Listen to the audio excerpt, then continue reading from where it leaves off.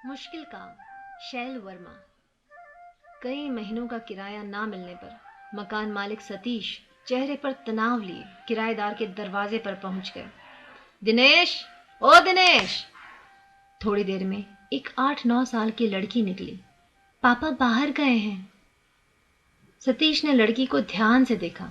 अरे बीनू, तू भी आजकल नहीं दिखाई देती। इतनी दुबली क्यों हो गई है? बीमार थी क्या? नहीं, मेरा दूध फल सब मम्मी को दिया जाता है। मुझे घर का काम भी करना पड़ता है। मम्मी बेहोश हो जाती हैं। उनके हार्ट में मशीन लगनी है। पापा रुपये इकट्ठा कर रहे हैं। अभी 15,000 कम पड़ रहा है। सतीश का क्रोध हवा हो गया। अच्छा, दिनेश आए तो बता देना, मुझसे मिल लेंगे। परेशान न हो, मैं रुपयों का इंतजाम कर दूंगा। दिनेश एक एक पैसा बचा रहा था। उसे पत्नी को बचाना था। वह मकान मालिक को आते देखकर कमरे में छिप गया था। आशा यही थी कि उसे मकान छोड़ देने की धमकी मिलेगी, लेकिन सबसे मुश्किल काम है आदमी को पहचानना।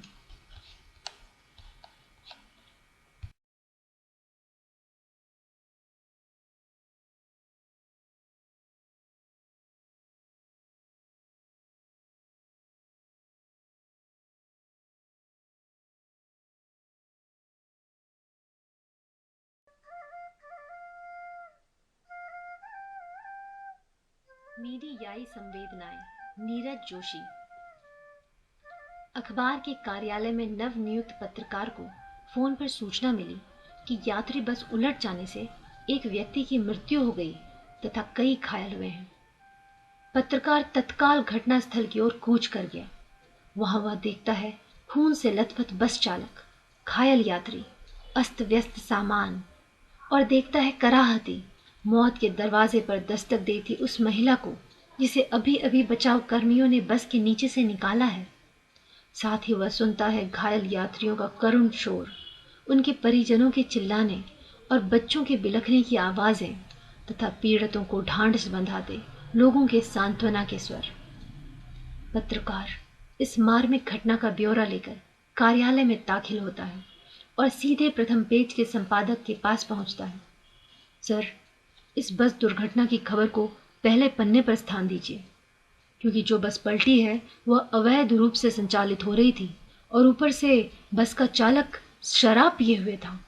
इसमें जो एक निर्दोष मारा गया है वह अपने परिवार का एकमात्र सहारा था। कितने मरे? अपना चश्मा ऊपर चढ़ाते हुए संपादक ने पूछा।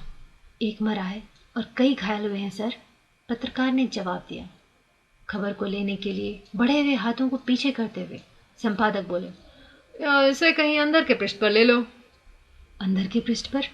पत्रकार आहत होते हुए बोला। हाँ भाई, एक ही तो मरा है, 4-6 मरते तो फर्स्ट लीड बन जाती। कहते हुए संपादक महोदय पुनः अपने कार्य में व्यस्त हो गए।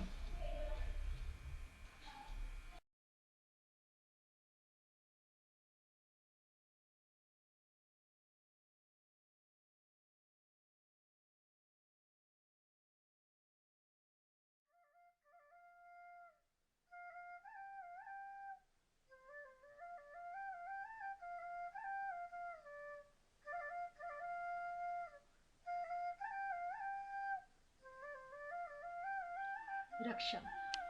पृथ्वीराज अरोड़ा। लक्ष्मी बहन, मैं रक्षाबंधन के त्योहार पर तुम्हारे पास नहीं पहुंच सका, जबकि हर वर्ष पहुंचता था। तुम्हें तकलीफ हुई होगी, मैं भली भांति समझता हूँ। हमारे रीति रिवाज हमारी संस्कृति के अंग हैं और हम इन्हें बिना किसी संकोच के ईमानदारी के साथ निभाते आ रहे हैं।